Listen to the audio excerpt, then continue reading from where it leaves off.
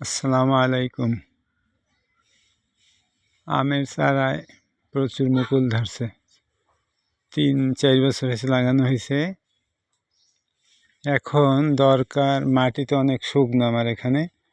মাটি বেশি শুকনো হলে কিছু পানি দেওয়া দরকার, সামান্য পরিমাণ ফসফেট পটাশ সার দেওয়া দরকার।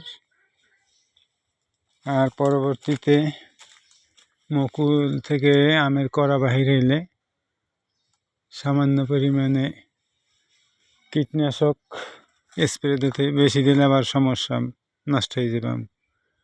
খুব সামান্য পরিমাণ দিতে হবে। পানি স্প্রে করা যেতে পারে, তাইলে অনেক সুন্দর ফলন হইবে। মাঝে মধ্যে শুকনো হলে পানি দিতে হবে, আর ভিজে তো পানি লাগবে না। আমার এই বাগান তো একেবারে শুকনো। পানি দেওয়ার পর ছোট ছোট মুকুল কেবল বাহির হয়েছে, একটু দেরিতে হয়েছে। ছোট মুকুল দেরিতে হয়ে গেছে। আর এই গাছে তো একটু আগে হয়েছে, বড় মুকুল হয়েছে। ধন্যবাদ সবাইকে।